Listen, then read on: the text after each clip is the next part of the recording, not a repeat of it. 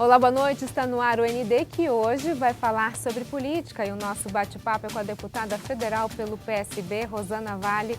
Tudo bem, Rosana? Seja bem-vinda. Obrigada, é sempre um prazer estar aqui com você, poder falar das coisas que nós estamos fazendo lá em Brasília. Vamos começar falando, avaliando os seus 100 dias de mandato. O que a gente pode falar? Então, Roberta, foram 100 dias difíceis, 100 dias intensos, mas também foram produtivos. Nessa briga toda que a gente vê, nessa polarização da política, eu tenho conseguido recursos para a nossa região, porque meu intuito de me candidatar, de ser uma deputada representante da Baixada Santista e do Vale do Ribeira é para trabalhar pela região. Então, consegui, na ordem de R$1 milhão já recursos para a segurança pública, destinei para as polícias civil e polícia militar das cidades da Baixada Santista e também do Vale. Quase R$1 milhão também na área da saúde, de alguns programas voluntários que estavam parados, ou seja, as prefeituras se inscreveram, os programas foram aprovados e estavam dependendo da liberação, né? De um telefonema, olha, libera porque a cidade está precisando. Ficava na mesa lá. Ficava, exatamente, na pilha lá, entre outros programas, e o governo assumiu agora, é tudo muito novo. Então, tenho orgulho de falar que eu estou trabalhando bastante pela região. Nesse período, deputada, qual o maior desafio? O maior desafio é você ser uma política dessa nova geração, porque o sistema ele é muito amarrado, as pessoas já entram com essa rede, né, de favorecidos, de toma lá da cá, então... Mas eu não estou sozinha nessa também, né? Eu me uno às pessoas que estão pensando como eu. Fazer um mandato transparente, aproximar as decisões de Brasília da população. Por que a população tem tanta raiva dos políticos? Porque eles aparecem de 4 em 4 anos, porque eles não dão satisfação. Não significa que a população passou um cheque em branco para o político. Ele tem que dar satisfação, ele é um servidor público. Na verdade, trabalha para a população. Exato. Né? Então, esse relacionamento que eu adquiri como jornalista, que eu não perdi agora como política.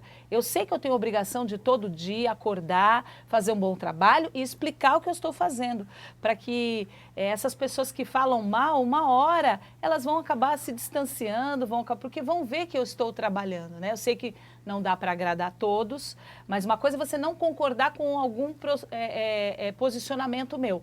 Outra coisa é você desconfiar de algum parecer ou alguma coisa que eu esteja fazendo. Quando você claro, transparente com a população vai se acostumando a conversar com você, a pedir informação, porque eu sinto que os moradores da região estão muito carentes nessa parte. Eles querem saber o que está acontecendo em Brasília, eles querem participar, porque eles já viram que só ficar esperando e reclamar não adianta mais. É preciso participar, não tem outro jeito da gente tentar mudar alguma coisa e a realidade do nosso país. A gente percebe, Rosana, que você sempre utiliza as redes sociais. Sim. Até para dar uma resposta à população. Você se sente coagida em algum momento, principalmente em assuntos mais tensos, de explicar o seu posicionamento para a população para evitar exatamente algum tipo de controvérsia? Então, eu procuro ser do jeito que eu sempre fui, assim, sincera. Eu sei que não dá para agradar a todos, existem grupos realmente que fazem essa pressão, mas a gente também enfrenta muita pressão no jornalismo, então não vai ser essa pressão que vai me coagir, vai me intimidar. Eu fiz uma escolha, entrar para a política e impactar a vida das pessoas de uma forma positiva. Eu fiz uma escolha, sair do meu estado de conforto, sair do jornalismo, então essa escolha também me traz uma responsabilidade. Eu não posso estragar o meu nome, né? O nome que eu conquistei. Eu tenho que continuar fazendo com que as pessoas, e agora na política, tenham ainda mais orgulho de mim. Elas se orgulhavam da jornalista, que ia em todas as casas, contava boas histórias. Agora eu tenho um grande desafio, provar que eu também vou ser boa na política, né? Aqui na região a gente tem 2 deputados federais, né? A senhora e o Júnior Bozella. Em algumas situações com posicionamentos diferentes. Como é que é trabalhar junto em prol da região? Então, eu fiz uma campanha distrital mesmo sem ter sido aprovada isso na reforma política, né? Então eu me sinto à vontade porque eu represento sim uma parcela, não represento o estado inteiro. Eu represento a Baixada Santista e o Vale do Ribeira. Então minhas emendas vão ser para cá, meu olhar vai ser para os problemas da região e isso me dá uma certa tranquilidade. No caso de posição partidária, alguma coisa, eu tenho adotado uma linha coerente. Eu não sou oposição e não sou situação, eu sou dependendo do caso. Eu voto a favor do governo em algumas questões, porque eu acho que são coerentes. Posso votar contra em outras questões. Não tenho seguido, acho que passou a época e a população já se cansou daqueles políticos que têm um viés de seguir a linha partidária. Né? Não dá mais para a gente fazer isso. Os eleitores elegeram pessoas, não partidos. A gente tem 35, acho que, partidos diferentes. Então, não dá para seguir. Tem que seguir a sua coerência, o seu ponto de vista, ouvir sempre a população, estar com as pessoas. Não adianta se isolar lá nos palácios de Brasília e querer trabalhar pela população de lá. Você tem que trabalhar daqui. Aqui é que vai... Então, nesse contato que eu tenho com as pessoas, eu aprendo muito, eu tenho as ideias, nas redes sociais também, as sugestões. Há pouco tempo eu visitei algumas unidades de saúde, porque a gente estava recebendo muito questionamento nas redes sociais. A saúde é um problema muito grave na nossa região, né? Eu falei, vou visitar, quero ver como eu posso ajudar agora, né, como deputada, trazer recursos. Já conversei com o ministro da Saúde algumas vezes. A gente teve o caso de um senhor que morreu de câncer porque não teve o remédio, que já tinha conseguido na justiça o direito de receber esse medicamento. E eu tinha, em fevereiro, quando eu assumi, conversado já com o ministro a respeito disso, a falta de medicamentos para alta complexidade na nossa região. E aconteceu essa tragédia que trouxe à tona mais uma vez. Me reuni de novo com o ministro, mostrei a lista para ele dos remédios que estão faltando e estou cobrando, que né, um deputado não pode fazer tudo, ele não é o salvador, mas ele abre caminho, abre caminhos e ele é o representante da região dele. Eu tenho que dizer sempre o que a minha região precisa, quais são as necessidades, quais são os projetos parados, além da função de legislar, de votar de acordo com, nas questões nacionais, de acordo com a coerência. Ok, no próximo bloco a gente fala um pouquinho sobre o aeroporto do Guarujá. Nós voltamos já já. O ND está de volta, o nosso assunto de hoje é política e eu converso com a deputada federal pelo PSB, Rosana Vale. Rosana, queria abrir esse bloco, a gente falando um pouquinho sobre o aeroporto do Guarujá. É um aeroporto que já está para sair. Eu queria saber qual foi o seu envolvimento nessa decisão. Então, Roberta, assim que eu assumi o mandato, a gente fez uma lista dos problemas da nossa região e quais os problemas que estavam emperrados. O aeroporto era um deles. Então, eu fui no ministro da Infraestrutura conversar com ele, fui no secretário nacional de Aviação Civil e por acompanhar como jornalista, eu sabia que a gente estava esperando o parecer técnico, que o prefeito, a prefeitura do Guarujá tinha feito um projeto, tinha adequado o projeto à realidade, diferente de um outro projeto que foi feito, que os valores eram muito altos, ou seja, tinha feito um projeto mais pé no chão. Né? Apesar de ser aeroporto, um projeto mais pé no chão. E aí eu comecei a insistir, falei, olha, a minha região, levei as reportagens antigas, falei, olha, tá vendo essa foto minha? Eu tinha 28 anos, secretário, e eu fiz essa matéria falando que o aeroporto ia sair. É um problema da nossa região que parece sem solução. Não, o projeto está aqui, a gente está esperando só a aprovação técnica, depois vai para a aprovação jurídica. E eu e os meus assessores lá de Brasília, nós ficávamos ligando semanalmente para saber, andou? E agora, está faltando o quê? Até que numa audiência com o ministro da Infraestrutura, eu já sabia que já estava para sair, isso levou mais ou menos uns 2, 3 meses, aprovado o parecer técnico, foi para a área jurídica. Até que na audiência com o ministro, eu falei, ministro, depois eu fazer vários questionamentos do Porto de Santos, privatizações e tal, eu falei, ministro, agora para o senhor relaxar, me dá uma boa notícia para a nossa região. Foi aprovado o parecer jurídico? Aí o ministro abriu um sorriso e falou, eu vou falar para a deputada, foi aprovado aí o parecer jurídico, nas próximas semanas eu vou assinar a outorga. Aí eu dei a notícia, avisei a imprensa aqui e a gente caminhou. E o prefeito foi para Brasília, eu participei da solenidade, da outorga, recebeu a outorga.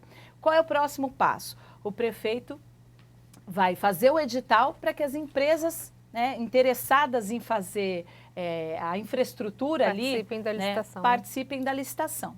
Ok. Nesse meio tempo, o governo do estado sinalizou com a intenção de que o aeroporto do Guarujá fizesse parte de um plano de desestatização do governo do estado. Quer dizer, é outro projeto. Outro projeto. Eu falei, puxa, aí eu fui na base aérea, conversei com o comandante da base aérea, levamos os secretários, falar, poxa, o aeroporto do Guarujá já está com a outorga na mão, a empresa, a companhia aérea já está interessada, já falou que já põe, assim que estiver funcionando, já põe ali uma linha para pelo menos 80 passageiros, que são aqueles aviões que comportam naquela pista. Menores. Nós vamos voltar para trás. Então, qual é a situação? Como é que está a situação? Temos a outorga. Aí, nesse meio tempo, o governo do estado entrou acenando, vamos fazer uma reunião técnica porque a gente quer que esse aeroporto faça parte do nosso plano. Puxa, nós estamos no plano de desestatização. O aeroporto, a concessão foi dada à prefeitura, a prefeitura vai privatizar, vai entregar. Mas aí o que você entende disso, que é um jogo político do governador? Eu estou querendo entender o que está acontecendo. Para ganhar os louros também? Talvez, ou então pode ser uma coisa boa, mas na minha cabeça, assim, eu tenho uma reunião com o DAESP, eu estou pleiteando, acho que na próxima semana, para eu entender o que está fazendo, porque eu tenho que defender a minha região, né? Podemos depois, vamos dar prosseguimento a esse aeroporto, que foi um clamor aí da população da Baixada Santista, a gente está inserido do lado, né, uma das cidades mais importantes do mundo. Sim. E não temos um aeroporto. Agora, deputada, um dos pontos que eu acho que precisa de atenção em relação ao aeroporto do Guarujá é o seguinte, claro que está todo mundo feliz que a gente vai ter um aeroporto na nossa região, né? Acho que todo mundo esperava. Acho que agora vai. Agora, o problema é a questão da fila das balsas. Sim, hoje as pessoas, dependendo do dia, ficam mais de uma hora. Sim. O que vai fazer a pessoa pensar se ela vai para o aeroporto do Guarujá ou para Congonhas. Exato. Porque às vezes ela vai chegar mais rápido em São Paulo do que ir para o Guarujá. Dá para se ter um aeroporto no Guarujá sem se resolver antes essa questão da travessia de balsas? Dá, porque a gente precisa começar. Eu não sou adepta assim, vamos esperar tudo ficar resolvido para a gente agir. As coisas precisam começar. A gente tem autorização do aeroporto, vamos colocar o aeroporto, depois vamos pressionar. É até uma forma maior de pressão. O aeroporto está funcionando, nós temos demanda e ainda continuamos com essa encrenca da fila da balsa. Porque a gente vê que não resolve, né? Entra PROCON, tem tempo de fila, tem multa, então, e não adianta, nada acontece. Se a gente esperar que tudo fique bom, que nem, por exemplo, eu lido muito com a questão do turismo. Se a gente esperar que tenha segurança, se a gente esperar que tudo esteja certinho para os turistas chegarem, para a gente tentar atrair os turistas com algum projeto metropolitano, a gente sempre vai ficar sentada esperando. As coisas precisam começar. A Colômbia, nesse caso do turismo, era conhecida como a capital, né, Medellín, a capital do narcotráfico. Então, ia ficar esperando? Não. Resolveu fazer um plano de turismo, profissionalizou o turismo, as pessoas começaram a ir e aí a violência foi diminuindo, porque é uma sequência, né? A gente precisa ter um start para isso. Eu sei que a Baixada Santista tem muitos problemas, mas eu não sou daquela política de só reclamar, eu sou para ação. O que nós podemos resolver? O aeroporto estava para ser resolvido, estava esperando a autorização. Então, eu como deputada, qual é a minha obrigação? Vamos, então, né, pressionar, agir politicamente para sair a autorização. Aí saiu. Agora, só para a gente fechar essa situação do aeroporto, Itanhaém também tem um aeroporto e esse aeroporto estava pronto, diferente do de Guarujá. Por que Guarujá e não Itanhaém? Porque a demanda apresentada, assim, a Azul, a empresa aérea, que já se prontificou a colocar uma linha de passageiros ali, quer e fez uma pesquisa, fez uma estatística, um estudo, e que achou que a demanda existe ali no Guarujá, não em Itanhaém. Então, claro que eu quero que o aeroporto do Itanhaém também funcione, mas é uma sequência, né? Acho que um não inviabiliza o outro. Você acha que existiria a possibilidade de a gente ter dois aeroportos na região? Sim.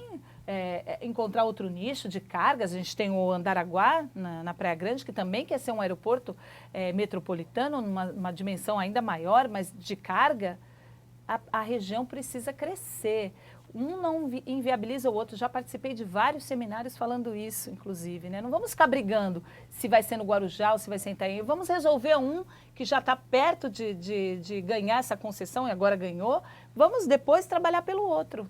E exatamente pegando esse gancho que a senhora falou, a gente pode imaginar a nossa região fatiada, porque às vezes a gente percebe que os políticos eles não pensam de uma forma metropolitana. Então, assim, será que o aeroporto do Guarujá, ele está agradando a região metropolitana ou só algumas cidades? Eu acho que sim, ele está numa posição estratégica ali. E o de Itanhaém também tem uma posição estratégica. Eu não vejo isso como fatiar, eu vejo como agregar, unir forças. Quem tem mais condição de ter autorização, já que tem uma empresa aérea interessada, ela não está interessada. Eu conversei com o presidente da ABAR, não existia esse interesse por Itanhaém, para a gente falar, então vamos, existia... que aí são empresários, né? Que, olha, ali tem demanda, ali eu confirmo a colocação de uma linha e 80 passageiros, um avião de pequeno, médio, né, porte, sim. Ali eu confirmo. Então vamos para lá, depois vamos trabalhar no aeroporto de Itanhaém, que eu acho que é viável sim também. Que a gente está com a pista pronta lá, voei muitas vezes a partir dali do aeroporto de Itanhaém. Ok, no próximo bloco a gente fala sobre reforma da Previdência. Nós voltamos já já. O ND está de volta e o nosso assunto de hoje é política e eu converso com a deputada federal pelo PSB, Rosana Vale. Deputada, a gente falou sobre a questão do aeroporto do Guarujá, eu gostaria de começar agora esse bloco falando sobre a reforma da Previdência, que é um assunto que está causando um certo tumulto no Brasil de uma forma geral. Qual que é a sua avaliação pessoal sobre a proposta da reforma da Previdência? Muita gente sinalizou que a senhora era contra a reforma. É contra todos os pontos ou alguma coisa ainda se salva? Então, antes, só para concluir sobre o problema das balsas, a gente tem uma audiência pública que está para ser marcada com a Dersa, com o governador, secretário de Transportes, para a gente discutir uma alternativa também, né? Agora, sobre a reforma da Previdência, houve muita especulação pelo meu partido ter se posicionado contra o texto atual da reforma da Previdência. A velha política diz assim, bom, se o partido se posicionou dessa forma, todos os políticos daquele partido vão ser obrigados a fazer aquilo. Então, não entrei na política com essa ideia, isso que está causando uma confusão nas pessoas. Eu entendo que a reforma da Previdência é necessária. Eu sei que a conta não fecha, que as pessoas estão vivendo mais, que é preciso cortar privilégios, as superaposentadorias de políticos, juízes. Nós temos que começar a reforma da Previdência por cima, né? Existem alguns pontos que nessa comissão especial, onde a reforma está passando antes de ter o texto do relator, né, o texto final que vai para o plenário, ela vai passar por algumas emendas que são sugeridas pelos próprios deputados que fazem parte dessa comissão. Então, existem alguns pontos, por exemplo, polêmicos, que não sou eu que sou contra, vários, até dos partidos de situação também são. O BPC, que é o benefício da prestação continuada, que reduz a aposentadoria, o benefício, enfim, de R$800 para R$400. A gente acredita que vai fazer com que os pobres fiquem mais pobres com essa redução. Tempo de aposentadoria do professor também é outra polêmica, aposentadoria rural, enfim, esses ajustes precisam ser feitos, mas eu não sou contra a reforma da Previdência. O que aconteceu foi as pessoas interpretarem porque o meu partido se posicionou, mas eu tenho falado em todos os lugares, nas entrevistas, eu não entrei na política para seguir uma linha partidária. Eu nunca fui política. Aí falam, não, você é de esquerda, você é de direita. Eu não sei se eu sou de esquerda ou se eu sou de direita. Depende do momento. Exato, depende da situação. Eu sou ponderada, eu sou uma mãe, sou trabalhadora, vivi a minha vida inteira na iniciativa privada e vou me posicionar a favor do governo quando eu achar que é necessário. Pacote anticrime, COAF no Ministério da Justiça, que é o que a gente... Isso é tudo pauta que eu sou a favor do governo. Reforma da Previdência, também acho que é preciso ter uma reforma da Previdência. Agora, se eu vou desagradar o partido, se eu vou desagradar quem acredita que eu tenho que seguir uma linha ideológica, eu já falo, eu não tenho. A minha linha ideológica são os meus princípios. O que eu acredito que eu tenho que ter ética, ponderação, não sou uma pessoa de extremos, acho que não há verdade nos extremos. Eu acho que a palavra parlamentar já diz tudo. Parlamentar significa o quê? Conversar, tentar chegar a um acordo. O que a gente está vendo no Brasil não é isso. O que eu estou vendo no Congresso também não é isso. É um monólogo.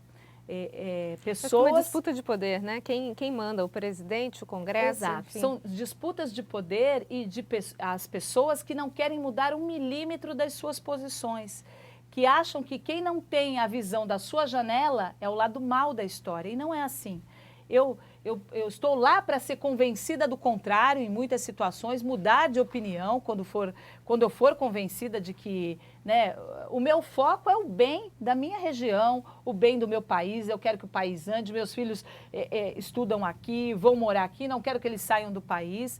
Eu quero lutar pelo que eu acredito que é o certo para ajudar meu país, que eu acho que é a opinião da maioria dos brasileiros. Se você perguntar para sua mãe, seu tio, você é de esquerda ou de direita? Ele vai falar, eu não sei, mas eu quero ter emprego, eu quero ter saúde, eu quero ter educação, é isso, chega de posição ideológica, vamos trabalhar tecnicamente, o que é preciso ser feito, quais são as reformas, reforma da Previdência, reforma tributária, reforma política, vamos fazer. Eu sou contra os privilégios, eu sou a favor do país, eu não entrei na política para me dar bem. Como é que você avalia essas manifestações do dia 26 a favor do presidente Bolsonaro? Nós temos 2 correntes ideológicas, né, que estão tentando medir forças e ver quem é que, se é a extrema esquerda ou se é a extrema direita. Como eu não gosto da extrema esquerda, eu também não gosto da extrema direita.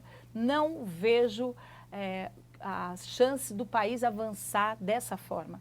Se eu fosse o presidente, eu tentaria agregar as pessoas e não continuar esse racha que aconteceu no país, que é ruim para todos os lados. A gente sente que o país está parado e que para ver quem é que vai ganhar. Não continua parado, né? A gente já está daqui a pouco entrando em junho e 6 meses parado. O que é um jogo de futebol isso? É muito sério. A gente não está disputando time de futebol. Todo mundo tem que estar do mesmo lado. Qual é o lado? O lado do Brasil, o lado dos brasileiros, que querem pouco só. Eles querem trabalhar, eles querem ter uma educação de qualidade, eles querem acesso à saúde. Todo mundo, a conversa principal deveria ser assim, jornalista é muito prático, né? Então, na minha cabeça, quando eu vejo essas discussões acaloradas, esse xingamento que acontece no Congresso, chega a me dar enjoo, às vezes, quando eu estou lá. Porque eu falo, o que eles estão fazendo? Será que é tão... Dá vontade de falar assim, para tudo. Parece um teatro, às vezes, exato, né? Para tudo. Teatro. Isso é fora da pauta. O que vocês estão discutindo é uma questão ideológica. Tira a ideologia. Vamos discutir tecnicamente. Contra fatos não há argumentos. O que precisa ser feito? Então, é difícil. Eu começo a me empolgar. Mas eu acho que tem um time bom que entrou lá com essa mesma visão que eu tenho. Ok, deputada, muito obrigada pelas suas informações. Todo mundo pelo Brasil, né? Eu acho que esse é o grande resumo. Exato, exatamente. Obrigada. Okay, o ND fica por aqui. Uma ótima noite para você. Fique agora com o Jornal da Band. Até mais.